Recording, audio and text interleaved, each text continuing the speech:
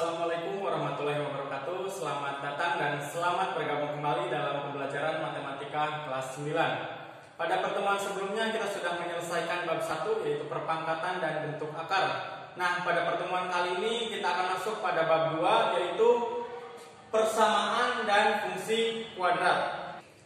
Langsung saja kita masuk ke materi poin A yaitu persamaan kuadrat ya. Poin pertama, bentuk umum persamaan kuadrat.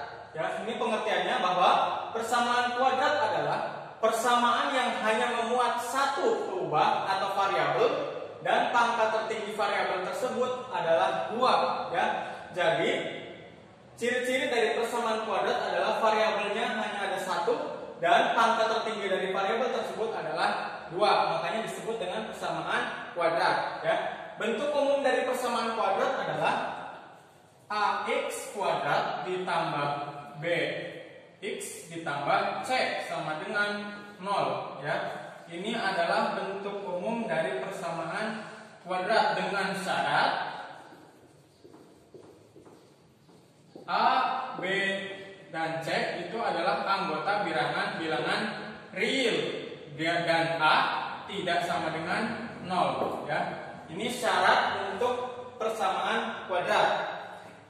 A itu disebut koefisien ya, koefisien X kuadrat ya. A ini adalah bilangan di depan X kuadrat, makanya disebut A disebut koefisien X kuadrat. Sedangkan B ini adalah koefisien X ya. B adalah koefisien X. Sedangkan C ini disebut dengan konstanta. Dan kita akan mencoba untuk melihat contoh ya. Ini contoh dari persamaan kuadrat. Untuk yang A, ini hasil kali dari X ditambah 1 dikalikan dengan X ditambah 4. Sekarang kita ubah dulu menjadi bentuk persamaan kuadrat. Nah, caranya X dikalikan X berarti X kuadrat. X dikalikan 4 berarti 4X. 1 dikalikan X berarti X. 1 dikali 4 hasilnya 4 ya, bisa kita sederhanakan menjadi X kuadrat ditambah 4X ditambah X berarti 5X ditambah 4. Nah, bentuk yang seperti ini disebut dengan persamaan kuadrat biasa ya, karena bentuknya masih mengikuti bentuk umum dari persamaan kuadrat. Jadi ini disebut dengan persamaan kuadrat biasa. Sekarang kita akan menentukan dengan nilai A ya. Tadi kita sudah pelajari bahwa A itu koefisien dari X kuadrat, berarti A-nya 1. B koefisien dari X berarti 5. Dan C itu konstanta berarti 4 ya.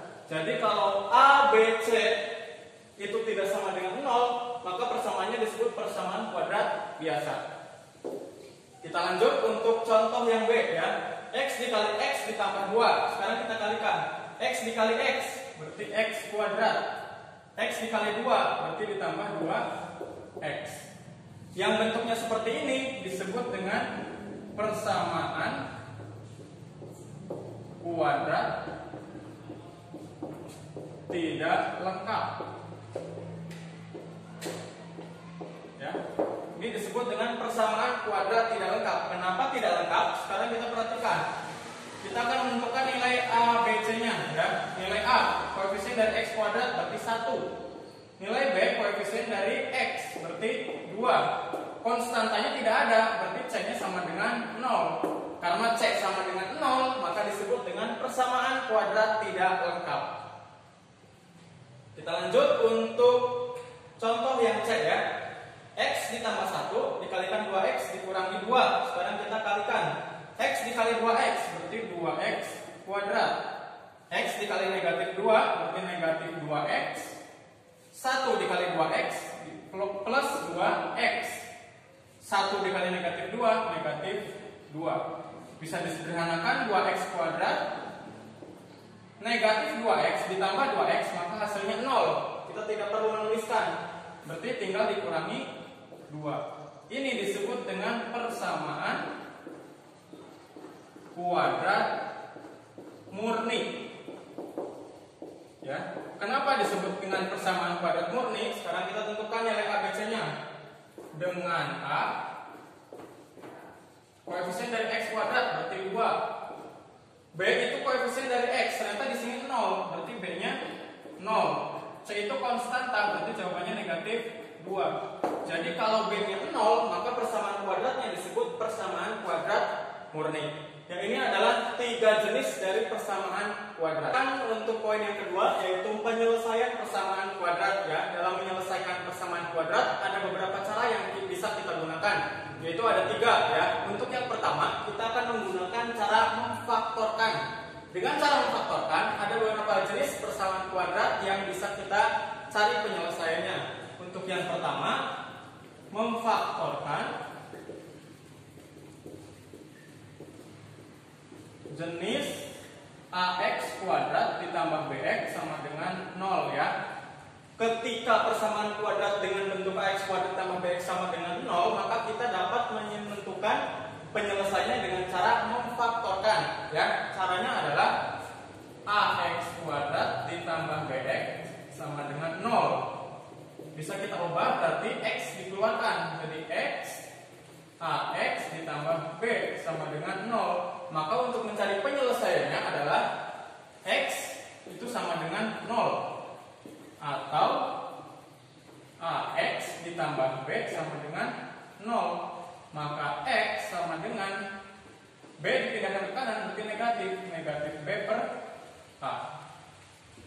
Ini adalah cara memfaktorkan ya, untuk jenis AX kuadrat ditambah BX sama dengan 0. Ya, selanjutnya kita akan mencoba mengerjakan contoh soal ya. Selesaikan persamaan kuadrat 4x kuadrat ditambah 3x sama dengan 0 dengan cara memfaktorkan. Sekarang lihat jenisnya. Jenisnya adalah seperti ini, ax kuadrat ditambah bx sama dengan 0. Berarti kita bisa menggunakan cara seperti ini ya. Jawab 4x kuadrat ditambah 3x sama dengan 0. Maka bisa dituliskan X dikali 4x ditambah 3 sama dengan 0. Berarti hasilnya adalah X sama dengan 0 atau 4x ditambah 3 sama dengan 0. 3 dipindahkan ke kanan berarti jadi 4x sama dengan negatif 3. Maka X sama dengan negatif 3 per 4. Sehingga kita dapatkan dua penyelesaian ya, X sama dengan 0 atau X sama dengan negatif 3 per 4. Jadi penyelesaiannya adalah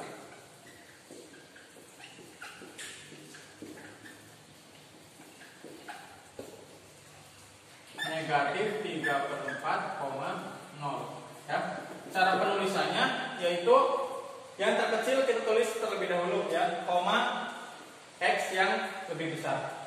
Jadi ini jawaban untuk penyelesaian persamaan kuadrat 4x kuadrat tambah 3x sama dengan. Ya, kita lanjut masih dengan cara memfaktorkan untuk jenis yang kedua, yaitu misalkan persamaan kuadratnya dalam bentuk ax kuadrat ditambah bx ditambah c sama dengan 0 ya.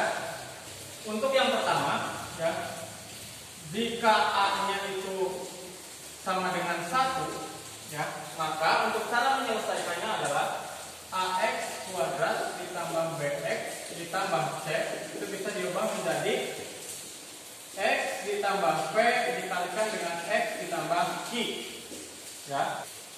Ax kuadrat ditambah bx ditambah c ini bisa diubah menjadi x kuadrat ditambah p ditambah q x ditambah p kali q ya, sehingga diperoleh dari bentuk ini. Berarti B ini bisa diganti dengan P ditambah Q. Sedangkan C itu diganti dengan P kali. Ya, kita lanjut untuk contoh soal ya. Jika persamaan kuadratnya X kuadrat ditambah 5x ditambah 6 sama dengan 0, maka penyelesaiannya adalah pertama bisa diubah menjadi seperti ini, X ditambah P, X ditambah Q sama dengan 0. X cara mencari P dan Q, caranya adalah sekarang kita lihat A-nya 1, B-nya 5, dan C-nya 6. Ya. B sama dengan P ditambah Q, berarti P ditambah Q sama dengan B, berarti sama dengan 5. C itu P dikali Q, berarti P kali Q sama dengan C. C-nya 6. Nah, sekarang kita akan menentukan bilangan P dan Q dengan syarat ini. Ketika P dan Q dijumlahkan hasilnya adalah 5. Tapi ketika P dikalikan dengan Q hasilnya 6. Berarti bisa kita peroleh bahwa P-nya sama dengan 3, Q-nya sama dengan 2, ya. Dari dua persamaan ini kita bisa temukan P-nya 3, Q-nya 2. P ditambah Q 5, 3 tambah 2 5. P dikali Q 6, 3 kali 2 6. Berarti P-nya 3, Q-nya 2. Penempatan P dan Q ketika tandanya sama positif itu sebenarnya bebas, ya. Tapi kita bisa gunakan P-nya yang lebih besar, Q-nya yang lebih kecil kalau tandanya sama. Berarti kita langsung tuliskan di sini.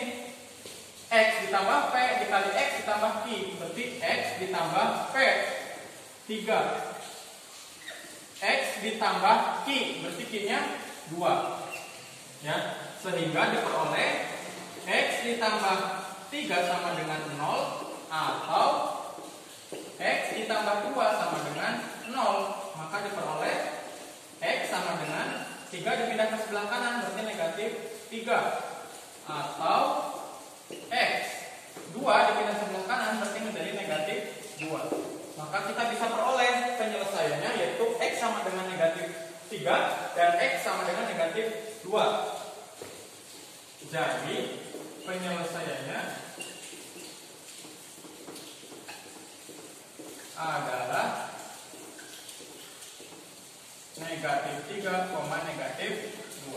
Ya, sekarang kita lanjut untuk contoh 2, ya. Masih dengan cara memfaktorkan dengan hanya 1. Bedanya adalah nilai C negatif, sedangkan tadi nilai A, B, C-nya positif. Sekarang bagaimana jika ada nilai A, B, C-nya negatif, ya? X kuadrat ditambah X dikurangi 6 sama dengan 0.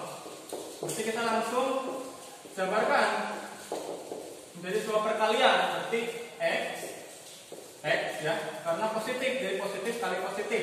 Sekarang kita akan menentukan P dan Q.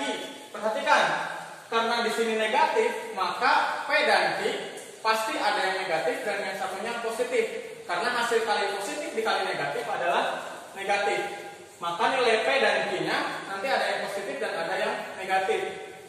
Bisa kita tuliskan di sini positif, negatif, ya. Nah, selanjutnya perhatikan. Ketika dikalikan hasilnya negatif 6. Ketika dijumlahkan hasilnya 1. Ya, ini adalah 1, di sini B. Berarti kalau dikalikan negatif 6 dan dijumlahkan dengan 1, berarti di sini 3 dan 2. Ya. 3 dikali negatif 2 hasilnya negatif 6. 3 dikurangi 2 hasilnya 1. Berarti P-nya 3, Q-nya negatif 2. Sehingga diperoleh X ditambah 3 sama dengan 0 atau X dikurangi 2 sama dengan 0. Maka X sama dengan negatif 3, ya. 3 pindah ke kanan menjadi negatif, atau X sama dengan negatif 2 pindah ke kanan jadi positif, X-nya 2. Jadi penyelesaiannya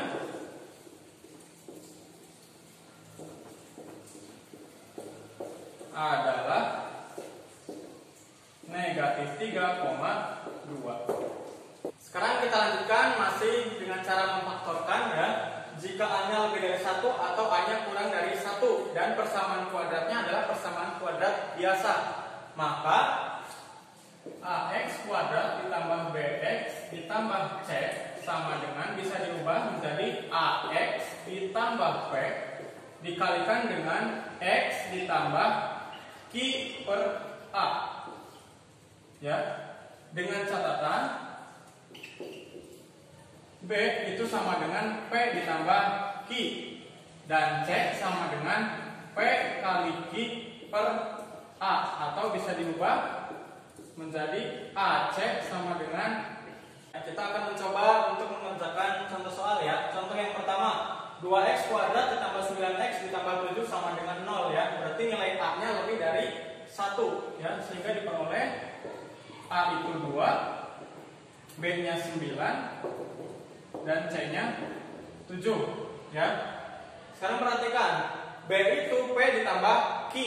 Berarti P ditambah Q sama dengan B. B-nya adalah 9. P dikali Q sama dengan A dikali C. Berarti hasilnya 2 dikali 7 sama dengan 14 ya.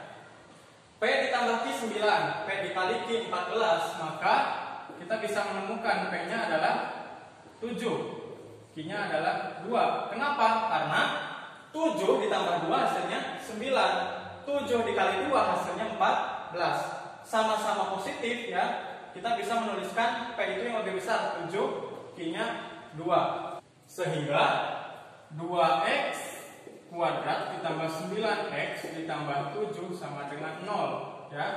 Bisa kita ubah menjadi bentuk seperti ini. AX ditambah P, A-nya 2, berarti 2x ditambah P-nya 7 dikalikan dengan X ditambah Q per A, berarti X ditambah Q-nya 2, A-nya 2 sama dengan 0. Berarti diperoleh 2x ditambah 7 dikalikan dengan x ditambah 1 sama dengan 0. Jadi penyelesaiannya adalah 2x ditambah 7 sama dengan 0 atau x ditambah 1 sama dengan 0. Maka diperoleh 2x ditambah 7 sama dengan 0. Maka 2x sama dengan negatif 7. Jadi x sama dengan negatif 7 per 2. Sedangkan x ditambah 1 sama dengan 0, berarti x ditambah 1 sama dengan 0, maka x sama dengan negatif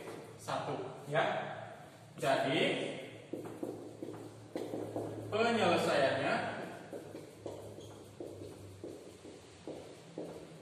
adalah negatif 7 per 2, negatif 1. Kita coba ke contoh yang kedua ya. Ketika A-nya kurang dari 1. Negatif 3x kuadrat dikurangi 5x ditambah 2 sama dengan 0. Berarti bisa kita tuliskan menjadi perkalian ya. A negatif 3x dikali x ya. Karena negatif 3x kali x negatif 3x kuadrat. Nah sekarang kita akan menentukan nilai P dan Q ya. Karena di sini ada negatif 3. Negatif 3 kalau dikalikan di sini ya, dikalikan Q dan dijumlahkan dengan P, maka hasilnya harus negatif 5. Sedangkan P dan Q kalau dikalikan menjadi 2 ya. Berarti ini bisa negatif kali negatif atau positif kali positif. Misalkan positif kali positif ya. Kalau 2 berarti bisa 1 dengan 2 ya. 1 kali 2 hasilnya 2, maka di sini 1, di sini 2. Sekarang perhatikan, apakah benar ketika P dan Q-nya 1 dan 2, hasil penjumlahannya adalah negatif 5? Sekarang kita perhatikan, negatif 3 dikalikan 2 hasilnya adalah negatif 6. 1 dikalikan 1 hasilnya 1, berarti negatif 6 ditambah 1 hasilnya negatif 5. Dan 1 dikali 2 hasilnya adalah 2, berarti P-nya 1, Q-nya 2. Sehingga penyelesaiannya adalah negatif 3x ditambah 1 sama dengan 0 atau x ditambah 2 sama dengan 0. Maka hasilnya negatif 3x sama dengan 0, berarti negatif 3x sama dengan 1 dipindahkan jadi negatif 1. Maka hasilnya adalah x sama dengan negatif 1 per negatif 3, maka hasilnya 1 per 3. Atau x ditambah 2 sama dengan 0, maka x sama dengan negatif 2. Jadi penyelesaiannya